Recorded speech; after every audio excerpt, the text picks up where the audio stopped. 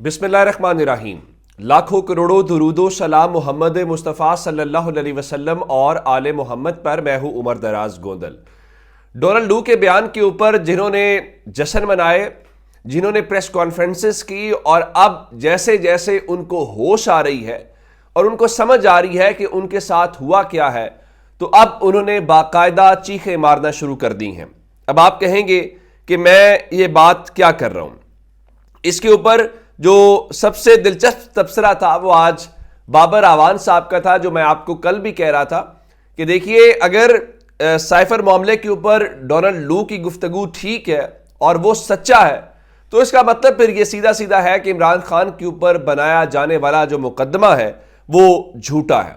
दूसरे लफ्जों में हम ये कह सकते हैं, यानी आप जरा हमारी भोलपन की और सादापन की इंतहा देखिए कि हम ये तवक्को कर रहे हैं कि डोनाल्ड लू अमरीकी ऐवान में बैठ के अपनी हुकूमत के खिलाफ बयान दे के पाकिस्तान के लोगों के हक में बयान देगा।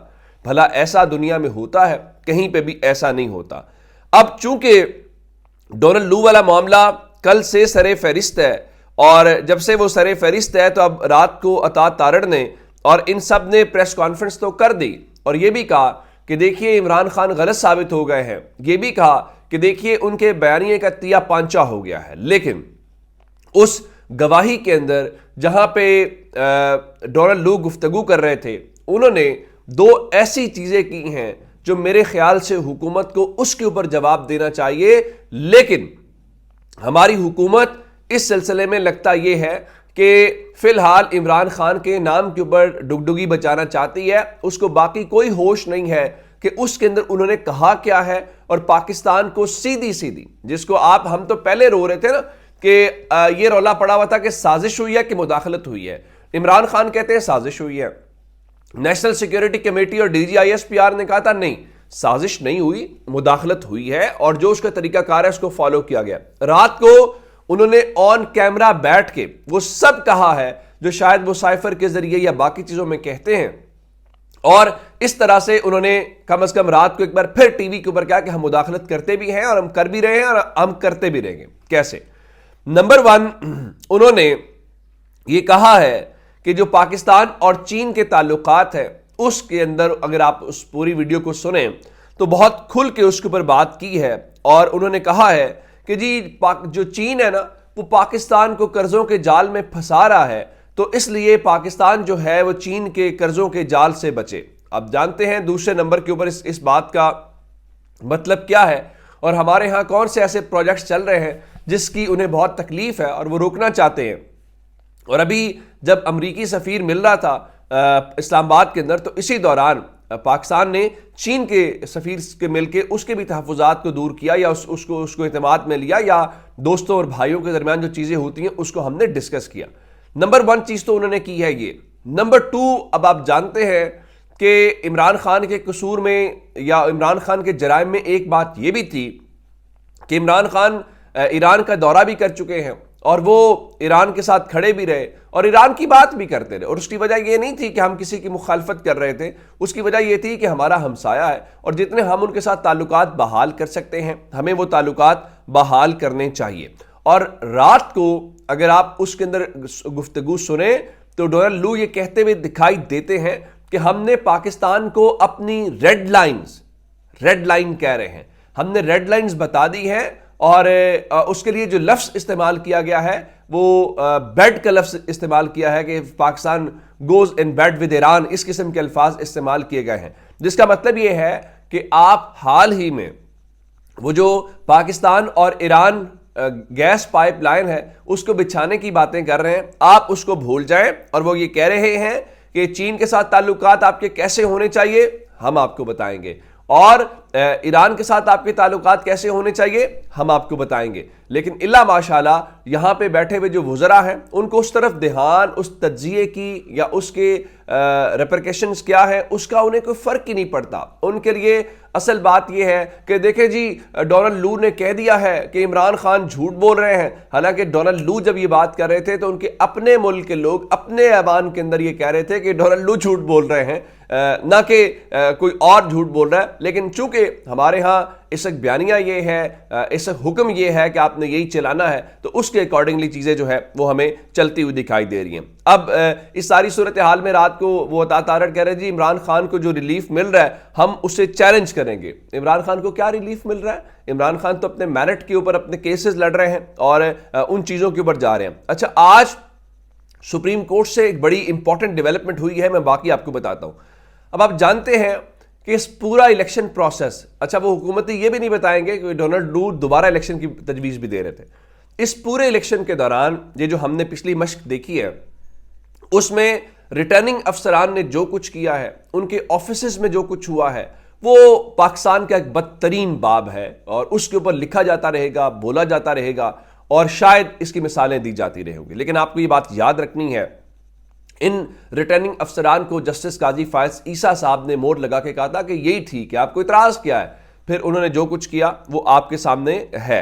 आज जस्टिस मुरीब अख्तर साहब ने सुप्रीम कोर्ट के अंदर से एक फैसला लिखा है और उन्होंने कहा है कि जो रिटर्निंग अफसरान हैं उनका इंतखाबी अमल को मुतासिर करना इंतहाई नामुनासिब है। किसी उम्मीदवार के लिए तकनीकी रुकावटें डालना वोट डालने वालों के हुकूक पर डाका मारने जैसा है। आपको याद होगा एक और जज साहब ने भी आर्टिकल 17A की बात की थी और बाकी जो आर्टिकल जो वोट से मुतालिक है, चूंकि काजी साहब ने ही उस चीज़ को तस्लीम करने से इनकार किया था कि पाकिस्तान के लोगों का ये राइट कितना इंपॉर्टेंट है कि वो अपनी मर्जी से वोट डाल सकें। अब उन्होंने इस हवाले से जो मजीद तफसीलात लिखी हैं मैं वो कर देता हूं कि किसी एक फ़र्द के लिए तकनीकी रुकावटें डालना जमहूरी रिवायात और उसूलों के खिलाफ है। अभी आपने कल देखा परसों कि किस तरह से गुजरात के अंदर कैसरा इलाही साहिबा और बाकी जो उनके ख़ानदान के अफराद हैं उनके कागजात नामजदगी जमा करवाने के लिए क्या कुछ किया गया है। अब उनके मुताबिक रिटर्निंग अफसरान को याद रखना चाहिए कि इंतखाबी अमल में हिस्सा लेना हर शहरी का बुनियादी हक है।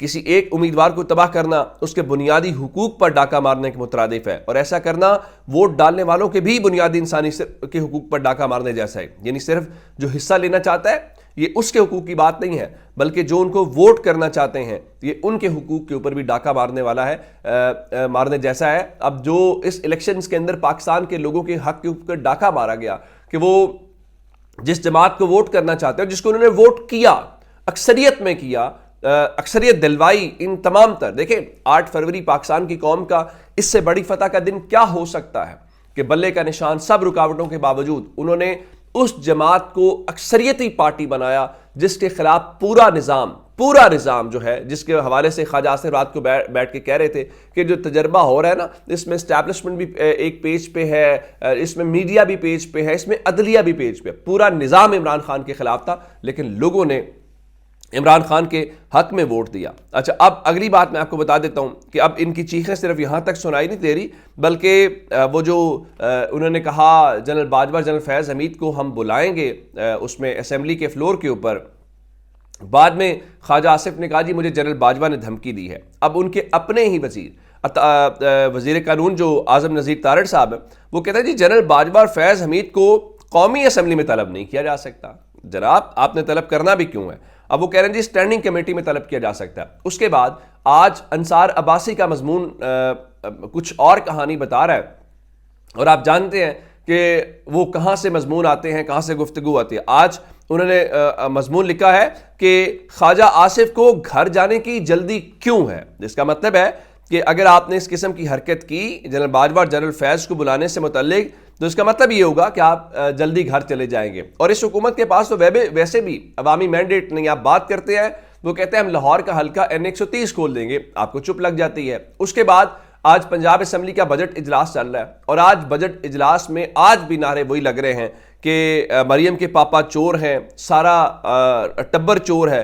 अब इस सारी सूरत हाल में वहां पे कंट्रोल करना मुश्किल है। और तो और छोड़िए, वहां पे आज मलिक अहमद खान भच्चर जो अपोजिशन लीडर हैं पंजाब असम्बली के अंदर, वो तकरीर कर रहे हैं और इस तकरीर के दौरान उन्होंने इमरान खान की जो तस्वीर है वो अपने रोस्टम के ऊपर रखी हुई है। चूंकि वो इस वक्त अपोजिशन लीडर है तो अब बजट इजलास जो होता है उसमें हाउस को ओपन करना अपोजिशन लीडर करता है। तो आप अंदाजा करें कि जो पीटीवी का कैमरा मैन है उस बेचारे की पूरी नौकरी स्टेक के ऊपर लगी हुई है।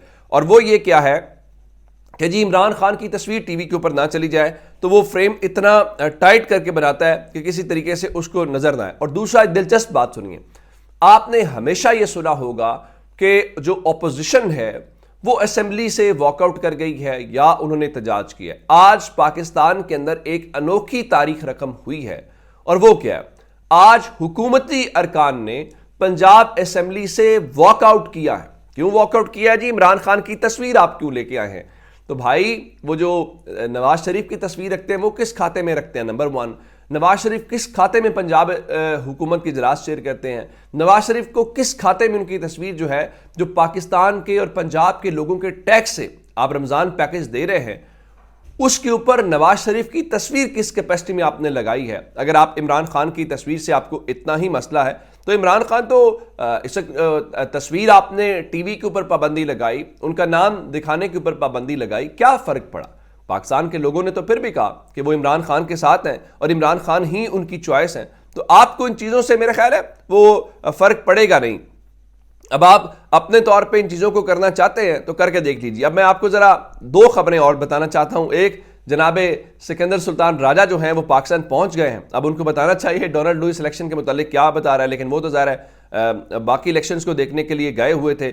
लेकिन मैं आपको एक और ख़बर देना चाहता हूँ, क्योंकि आजकल बर्रियत की और बाकी सब चीज़ों की पाकिस्तान में वो लगा हुआ है। अताउल्ला कासमी जो है, जो PTV के साबिक MD थे, बताया गया जी उनके खिलाफ करप्शन का कोई सबूत नहीं मिला, अकरबा परवरी का कोई सबूत नहीं मिला, और PTV को 19 करोड़ रुपए का जो नुकसान हुआ उसके कोई शवाहिद नहीं है। तो इसलिए सुप्रीम कोर्ट ने अताउल्ला कासमी की बतौर मैनेजिंग डायरेक्टर जो तकर्री है उस पर पाबंदी भी खत्म कर दी है। उसके अलावा सिर्फ ये नहीं है, कहा कि इसहाक डार, परवेज रशीद, फवाद हसन फवाद से रकम वसूल करने का जो उस वक्त का अदालत का फैसला था वो भी गलत था। बल्कि नहीं, वो वसूल करने की क्या बात है, होना तो ये चाहिए कि आप सुप्रीम कोर्ट खुद से इनको अदा करे और कहे नहीं नहीं जनाब, ये लें कासमी साहब, ये लें परवेज रशीद साहब, आप भला इस किसी चीज़ को नुकसान पहुंचा सकते हैं? ये ले, आप तो हमारे बड़े शानदार किस्म के, आप तो सिर्फ फ़ायदा ही फ़ायदा पहुंचा सकते हैं और फ़ायदा पहुंचाते आ रहे इतने सालों से। अपना बहुत सारा ख्याल रखिएगा। खुदा हाफिज़।